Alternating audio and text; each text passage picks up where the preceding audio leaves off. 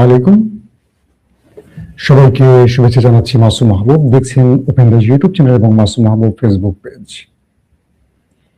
আজকে অনেকদিন পর আন্তর্জাতিক সংবাদ নিয়ে আবারও হাজির হয়েছে। আপনারা অনেকেই প্রশ্ন করেছেন আমার কি হয়েছে, কেন সব সময় বা নিয়মিত খবর দিতে পারছি না। কিছু প্রবলেমের জন্য আমি অনিয়মিত আছি আপনাদের সাথে। ইনশাআল্লাহ দোয়া করবেন, আমি প্রবলেমগুলো কাটিয়ে ওঠার চেষ্টা করছি। আবারও আপনাদের মাঝে নিয়মিত তথ্যভিত্তিক খবর পৌঁছে দেওয়ার চেষ্টা করব। দর্শক, আজকে থেকে আবারও শুরু করছি আন্তর্জাতিক খবরে। যারা অনেকে প্রশ্ন করেছিলেন ইরানের প্রসঙ্গে, তুরস্কের প্রসঙ্গে, আমেরিকা, ইসরায়েল, সবগুলো প্রসঙ্গ আজকের আলোচনায় রাখবো। আপনারা জানেন যে ভেনেজুয়েলার মাদুরো সরকারকে এক প্রকার কিডন্যাপ করার পর ইরান একটা বড় পরিকল্পনা নিয়ে মাঠে নেমেছিল ইরান বিরোধী শক্তিরা। ইরান বিরোধী শক্তি কারা? প্রথম দুটো দেশের নামই আসবে। একটি আমাদের সবার প্রিয় ইসরায়েল, আর একটি সবার প্রিয় আমেরিকা। এখন বলবেন প্রিয় বললাম কেন? সোশ্যাল মিডিয়া তো অনেক কথার জন্য অনেক কথা আটকে যায়। অনেক ইতিমধ্যে আমার ইউটিউবের একটা চ্যানেল, বুঝতে পারছেন। তো সেই হিসেবে এই দেশটির খবর দিতে গেলে অনেক হিসেব নিকেশ করে দিতে হয়। আর চাই না যে আমাদের কথা বলার জায়গা বন্ধ হয়ে যাক। তো ইরানের মধ্যে ভেনেজুয়েলার পর একটা বড় মাস্টার প্ল্যান নিয়ে নামে দুটো দেশ, একটি নাম ইসরায়েল, অন্যটির নাম আমেরিকা। প্রশ্ন করবেন যে এটি কি আজকে শুরু করেছে? যারা ইরানের খবর জানতে চান একদম ডিটেলটা আমি দেওয়ার চেষ্টা করবো সংক্ষিপ্ত সময়ের মধ্যে।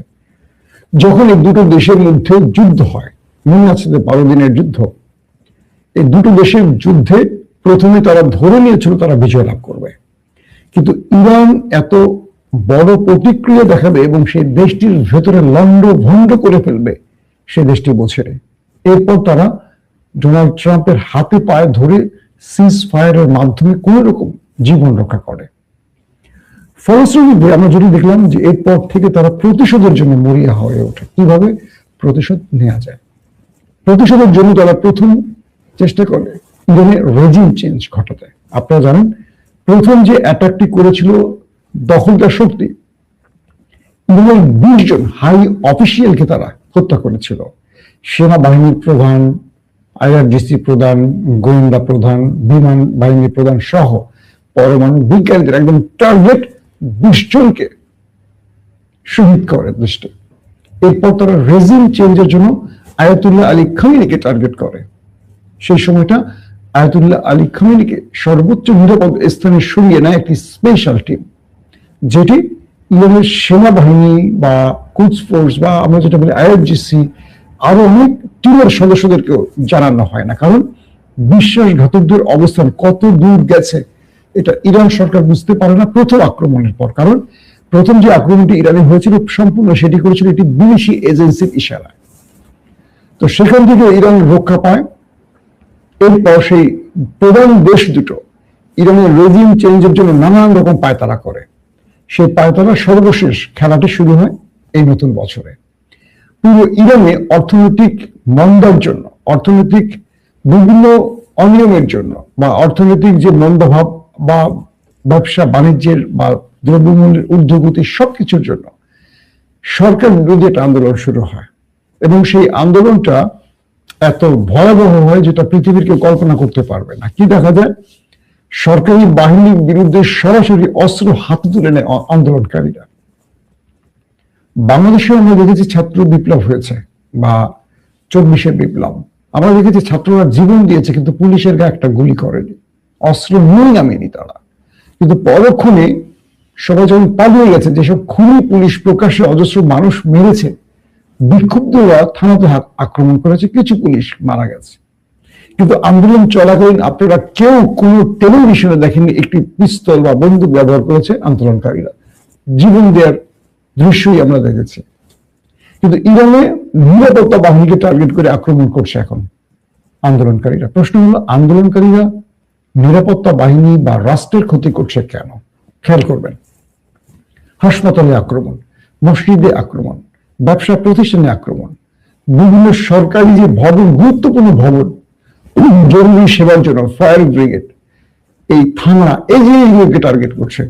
বিদ্রোহীরা। তার মানে রাষ্ট্রের সম্পদকে তারা ধ্বংস করতে চায়। তারা কোনো আন্দোলন মানে অর্থনৈতিক কারণে আন্দোলন করছে, বিষয়টা এরকম না।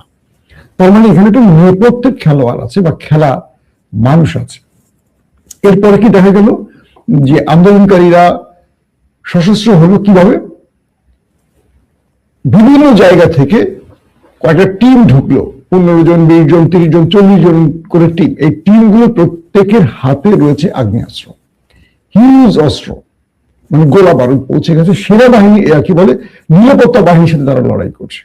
এখন পর্যন্ত শতাধিক নিরাপত্তা বাহিনী, বুঝতে পারছেন, নিহত হয়েছে আন্দোলনে। তার মানে এত যদি নিরাপত্তা বাহিনী শহীদ হয় তাহলে বিক্ষোভকারীদের মধ্যেও নিহতের সংখ্যা অনেক হবার কথা। এখন আসেন, আদৌ কি নিরাপত্তা বাহিনীর গুলিতে বিক্ষোভকারীরা মারা গেছে? এই সংখ্যাটা কিন্তু আসলে কম। যে তথ্যগুলো পাচ্ছি সেখানে বলা হচ্ছে, দুটো দেশের নাম বলছি না, একটা হলো মার্কিন। এই দুটো দেশের এজেন্সি প্রতিবেশী দেশ থেকে প্রচুর সংখ্যক সশস্ত্র বাহিনী দেশটিতে ঢুকিয়েছে। একটি হলো কুর্দি, একটি হলো বালুচ। এই পাকিস্তানের মধ্যেও এরা সন্ত্রাসী কর্মকাণ্ড করছে ওই প্রতিবেশী দেশটি, বুঝছে তো, মোদী কাকার দেশের প্রেসক্রিপশন নিয়ে। এবার সেই দেশটি অর্থাৎ সেই কুর্দিরা, বেলুচরা ইরানের মধ্যে সশস্ত্র আক্রমণ শুরু করছে ওই দুটো দেশের ইশারায়। এবং এই আন্দোলন এরা পুলিশকে টার্গেট করে সরাসরি গুলি করছে। তো যখন পুলিশ পাল্টা গুলি করে তখন দেখা যায় যে সাধারণ মানুষের গায়ে গুলি লাগবে, কারণ ওই সাধারণ মানুষের মধ্যে সন্ত্রাসীরা ঢুকে গেছে অস্ত্র হাতে। তো এই পরিস্থিতির কারণে নিহতের সংখ্যাটা বাড়ছে ক্রমান্বয়ে। তো ইরানের জনগণ দেখলো যে আমাদের দেশের মধ্যে আমাদের যারা আন্দোলন করছে, আমরা তো একটা নির্দিষ্ট টার্গেটে আন্দোলন করছি, কিন্তু এই আন্দোলন ভায়োলেন্স পূর্ণ হলো কেন? এই ভায়োলেন্স পূর্ণ হওয়ার পেছনে কারণ হলো এখানে বিদেশিরা ঢুকে গেছে। তখনই ইরানের পাল্টা আরেকটা খেলা শুরু করলো ইরানের সরকারি বাহিনী বা দেশপ্রেমিক জনগণ। লক্ষ লক্ষ যারা ইরানের আমরা কি বল ধর্মীয় যে প্রধান নেতা খামেনি পন্থীরা লক্ষ লক্ষ এবার মাঠে নেমে গেছে, ওই যারা মাঠে থেকে নিরাপত্তা বাহিনীকে আক্রমণ করছে তাদের তাড়াবার জন্য। যারা সরকার বিরোধী আন্দোলন করছে তারা সংখ্যায় কিন্তু কম। প্রথমে তারা অনেক ছিল, কারণ প্রথমে আন্দোলনটা যখন শুরু হয় তখন সব শ্রেণীর মানুষ জড়িয়ে গেছে। কিন্তু যখন ওই দুটো দেশ ইন্ধন দিচ্ছে এটা অনেকে বুঝতে পারছে, তখন অনেকে সরে যাচ্ছে, কিন্তু সন্ত্রাসীরা সরছে না। তো এই সুযোগটিতে ইরানের খামেনি পন্থীরা এবার লক্ষ লক্ষ মানুষ রাজপথে নেমে গেছে এবং ইরানের বর্তমান সরকারের পক্ষে তারা দাঁড়িয়ে গেছে। মাইন্ডে চিপে পড়ে গেছে মিস্টার নেতানিয়াহু এবং ডোনাল্ড ট্রাম্প, কারণ তারা এটা আশা করেনি। তো এই পরিস্থিতিতে ইরান বা খামেনি সরকার আবার তার মূল জায়গায়, এতদিন মনে হয়েছে সরকার পড়ে যেতে পারে, তারা ব্যাকফুটে পড়ে গেছে, এখন তারা আবার মূল ফরম্যাটে চলে আসছে, অর্থাৎ সকল কন্ট্রোল এখন তাদের হাতে চলে এসছে। ওই যে বললাম, এই ঘটনা কিন্তু তুরস্কে ঘটেছিল, যখন কু হলো এরদোয়ানের বিরুদ্ধে, তখন এরদোয়ানকে রক্ষায় তুর্কি জনগণ রাস্তায় নেমে এসেছিল। প্রথমে সেনাবাহিনী জনগণকে মারে, জনগণ সেনাবাহিনীকে মারেনি, কিন্তু ঢাল হয়ে দাঁড়িয়ে যায়। তখন তুর্কি সেনাবাহিনী চিন্তা করছিল কত মানুষকে মারবো আমরা, এটা সম্ভব না। এভাবে এরদোয়ানের সরকার টিকে যায় সে যাত্রায়। তো ইরানের ক্ষেত্রেও ঠিক একই কাজ হয়েছে। পাশাপাশি হঠাৎ করে ইরাক থেকে একটি বিশাল সন্ত্রাসী গ্রুপ ঢোকে ইরানের, কিন্তু এই তথ্যটি ইরান জানতো না।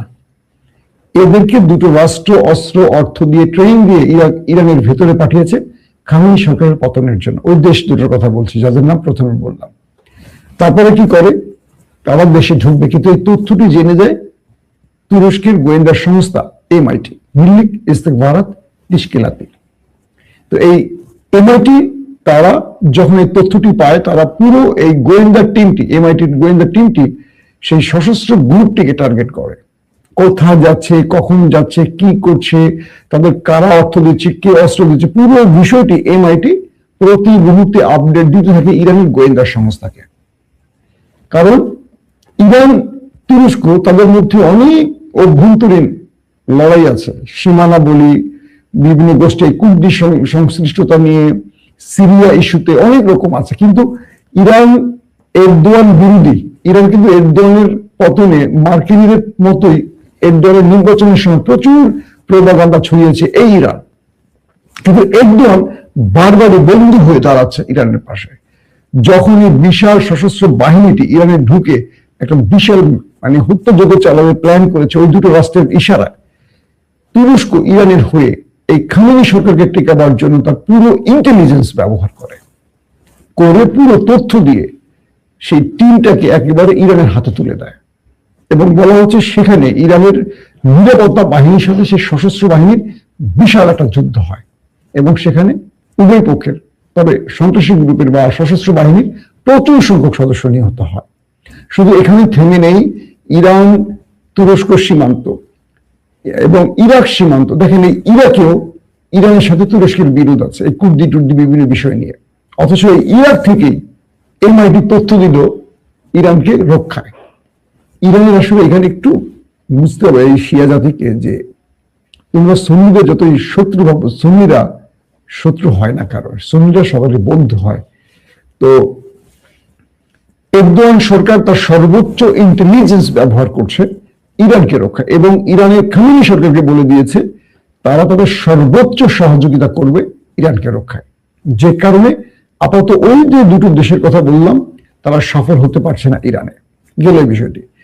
তারপরের বিষয়টি কি, ট্রাম্প সরকার বা নেতানিয়াহু সরকারের প্ল্যান বি অর্থাৎ তারা প্ল্যান এ তে মোটামুটি এই পর্যন্ত ব্যর্থ হয়েছে। তারা চিন্তা করছিল যে বিশাল একটা বিক্ষোভ সৃষ্টি করবে, তারপর তারা তাদের বাহিনী ঢুকিয়ে ঠিক মাদুরোর মতো এই সরকারের বা রিজিম চেঞ্জ ঘটাবে। সাধারণত দেশগুলো কি করে, বাংলাদেশে কি কোনো মার্কিন সেনা আসেনি, এরা যে কোনো একটি দেশে সরকার পতনের জন্য জনগণকে নামায় ইন্টেলিজেন্স ব্যবহার করে এবং সেই জনগণরা কতদূর যেতে পারে কতটুকু সফল হয় তার আলোকে সরকার পতন হয়। তো ইরানের ক্ষেত্রে ছিল ভিন্ন, কারণ মধ্যপ্রাচ্যে আমেরিকা অনেক সৈন্য বাড়ায়, অস্ত্র বাড়ায়, তাদের একটা টার্গেট নিয়ে আসে। কারণ ডোনাল্ড ট্রাম্প বলেছে তারা তিনটি দেশের রেজিম চেঞ্জ ঘটাতে চান, ইরান, একটি হলো ভেনেজুয়েলা আর ফিডেল ক্যাস্ট্রোর দেশ। তো ইতিমধ্যে ভেনেজুয়েলা শেষ, এখন হলো ইরান তাদের প্রধান টার্গেট। ট্রাম্প বলেছেন তিনি খামেনির 40 বছরের শাসনের অবসান ঘটাতে চান। এবং ইন্টারেস্টিং ব্যাপার যে জনগণ কাকে চায় সেটা বলছে না, তারা সরাতে চাচ্ছেন তাদের স্বার্থে। এটা গণতান্ত্রিক ভাবে বা সভ্য রাষ্ট্রের এরকম বক্তব্য আসলে বানায় না, কিন্তু বড় দেশ তো তাদেরকে কে ধরবে, কে প্রশ্ন করবে। শেখ হাসিনা গত 16 বছরে যা কিছু করেছে, যা কিছু বলেছে, কে কোনো কথা বলছে?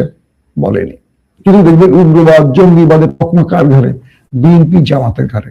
কিন্তু যারা 15 বছর নিরীহ মানুষকে মেরেছে, গুম খুন ক্রস ফায়ার করেছে, কোন একটি মাধ্যম আজও তাদেরকে উগ্রবাদ জঙ্গিবাদ বলেন? আমাদের ডক্টর জাহিদ গনরা উগ্রবাদ এই বাদ সেই বাদ নিয়ে অনেক কথা বলে, কিন্তু হাসিনাকে এরা বলে না। হাসিনা চলে যাওয়ার পর ফ্যাসিস্ট বলা শুরু করছে, সাহস করে আগে বলেনি। তো এখন বিষয়টি হলো এরকম, এখন বিষয়টি হলো যে মার্কিনীরা প্ল্যান বি নিয়ে মাঠে নামতে চায়। প্ল্যান এটা আপাতত ব্যর্থ হয়েছে, কারণ ইরানে হাজারো লাখো জনতা নেমে গেছে খামেনি সরকারের পতনের খামেনি সরকারকে রক্ষার পক্ষে।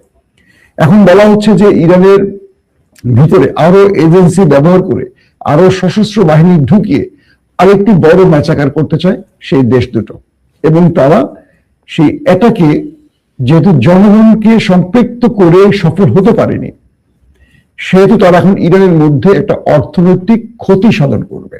সেটা কি? ইরানের গুরুত্বপূর্ণ বাণিজ্যিক ভবনগুলো, রাষ্ট্রীয় ভবনগুলোকে তারা জ্বালিয়ে পুড়িয়ে দেবে। ইতিমধ্যে ইরানের মানে এই দৃশ্যগুলো আসলে ভাবতে খুব খারাপ লাগে। এত সুন্দর গোছানো ঐতিহাসিক একটি দেশ, পৃথিবীর কি বল প্রাচীন একটি দেশ, যাদেরকে এই পার্সিয়ানদের বহু জাতি হারাতে পারেনি, বহু জাতি তাদের কাছে পরাজিত হয়েছে, তাদের একটা বিশাল ইতিহাস এই জাতির। দেখেন তারা যে সভ্যতা তৈরি করেছে হাজার হাজার বছর ধরে, আজকে দেখেন ইরানের ভেতরে রাষ্ট্রীয় ভবনগুলো, গুরুত্বপূর্ণ ভবনগুলো, গুরুত্বপূর্ণ জায়গাগুলোকে ধ্বংস করছে আন্দোলনকারীরা। এরা কি আন্দোলনকারী? রাষ্ট্রের সম্পদ কোনো জনগণ নষ্ট করে। অর্থনৈতিক ভাবে ইরানের উপর অবরোধ দিয়েছে কারা? আমেরিকা, যে কারণে ইরান ধুকে ধুকে চলছে। কিন্তু ইরানের জনগণ অনেকের চেয়ে তো ভালো আছে, ইরান সরকার তাদেরকে ভালো রাখার সর্বোচ্চ চেষ্টা করছে। শিয়া সুন্নি দ্বন্দ্ব বাদ দেন, আমি সেদিকে যাবই না এই আলোচনা। কিন্তু দেখেন সেই জনগণ নিজে নেমে নিজের রাষ্ট্রকে ধ্বংস করছে, যারা অর্থনৈতিক মন্দার জন্য। সরকারের বিরুদ্ধে আন্দোলন করছে, তারাও অর্থনীতির বারোটা বাজাচ্ছে। তখন কি মনে হচ্ছে এটা রাষ্ট্রের বিরুদ্ধে ষড়যন্ত্র? এক। দুই নম্বর বিষয় হলো, এখন ওই দেশ দুটো চিন্তা করছে কিভাবে দেশের মধ্যে প্ল্যান বি বাস্তবায়ন করা যায়। ইতিমধ্যে ইরানের প্রত্যেকটা সেক্টরে ইন্টেলিজেন্স টিমগুলো কাজ করছে। তিনটি দেশের নাম আসছে। একটি দেশের নাম হলো পাকিস্তান, অন্য একটি দেশের নাম আসছে তুরস্ক, আরেকটি চীন। চীনেরটা খুব বেশি আলোচনায় আসছে না। বলা হচ্ছে পাকিস্তানের আইএসআই এবং তুরস্কের এমআইটি তারা সর্বোচ্চ চেষ্টা করছে ইরানের এই রেজিম চেঞ্জ ব্যর্থ করার জন্য, এই সরকারকে টিকিয়ে রাখার জন্য। তো এই ব্যাপারে পাকিস্তানের আইএসআই প্রকাশ্যে আসছে না, কারণ আইএসআই প্রকাশ্যে আসতে পারবে না এ কারণেই যে পাকিস্তানের সেনাপ্রধান আসিম মনির তিনি ট্রাম্পের কাছে মাথা নিচু করে বশ্যতা স্বীকার করে এসছেন যে আমাকে অবৈধভাবে আরো কিছুদিন থাকার সুযোগ করে দেন, আমাকে আপনি রাষ্ট্রীয় ক্ষমতার মূল স্থানে বসিয়ে রাখেন, আপনার সাহায্যের মাধ্যমে আমি আপনাকে সব দেব। তো সেই ব্যক্তি তো আমেরিকার বিরুদ্ধে দাঁড়াতে পারবে না, তাই তারা গোপনে ইন্টেলিজেন্স ব্যবহার করছে, এমন কিছু তথ্য পাওয়া গেছে। কিন্তু সর্বাধিক যে ফাইট করছে ইরানের পক্ষে সে দেশটি হলো এখন তুরস্ক। এরদোয়ান যে কোনো ভাবে ওই দেশ দুটোর খাস ব্যর্থ করবেন, কারণ এরদোয়ান জানেন প্যালেস্টাইনের জন্য তুরস্কের পাশে ইরানকে লাগবে, এবং এরদোয়ান এটুকু বিশ্বাস করেন আজকে ইরানে আক্রমণ করলে কালকে ওরা অন্য কোনো মুসলিম দেশকে ধ্বংস করবে। মুসলিম ঐক্যকে ভাঙতে দেবেন না এরদোয়ান, সেটা তার নিজের বন্ধু না হোক শত্রু হোক।